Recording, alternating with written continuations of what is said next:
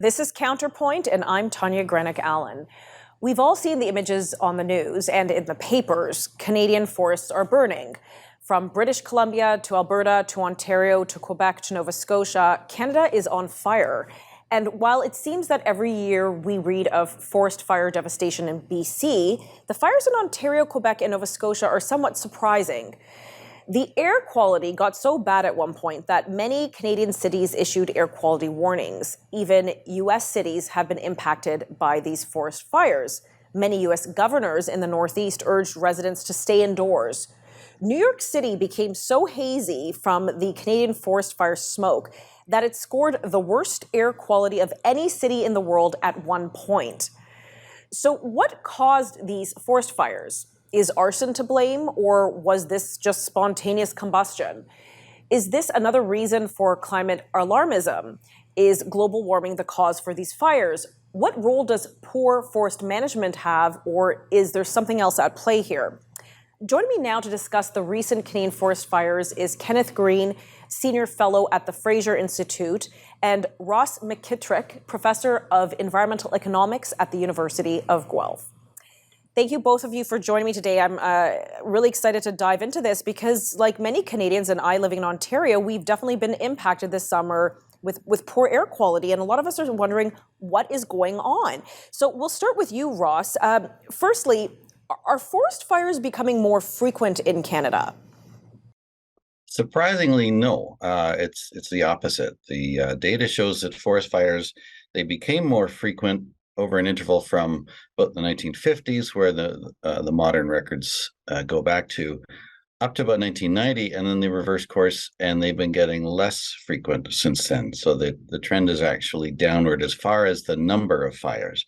The area burned is a slightly different story. It too grew from the 50s up to about the year 2000. It peaked in the 1990s, late 1980s, 1990s, and then it's leveled off.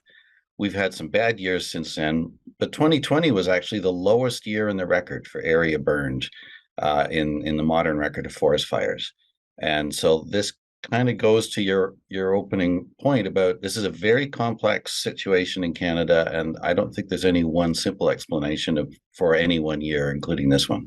So what you've just shared will surprise many of our viewers. I don't recall in the 90s, and I was a high school student, hearing that there were forest fires to that magnitude that I'm hearing of it now.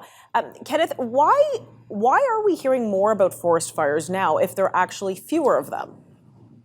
Well, I think we're hearing more about everything now because, of course, the 24/7 news cycle and then social networking and the ability for people to capture video on their cell phones have all grown tremendously since the 1990s. And so everyone is seeing more of everything that's happening in real time. And I think the fires are no exception to that. Added to the fact that it's of course, it's a titillating issue in a way because it's Canada affecting the U.S. negatively, which always makes for fun news coverage on both sides of the U.S. Who's the bad guy here? So I think it's the growth of all media that has led to the increased coverage. But as Ross pointed out, if you actually look at the data, the number is down of fires in recent decades. The extent is there's no real trend in the extent. It's down from previous decades, but it's been kind of bouncing around now for the last 10 or 15 years.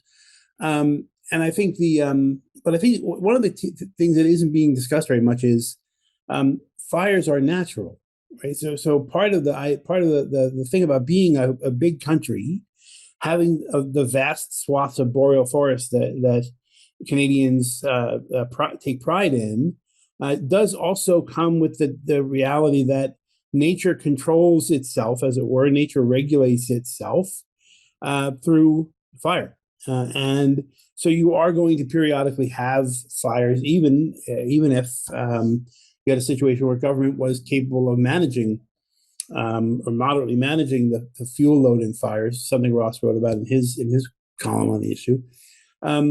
You're still going to have forest fires, especially in seasons where it's hot and dry. There are other environmental cycles that promote fire.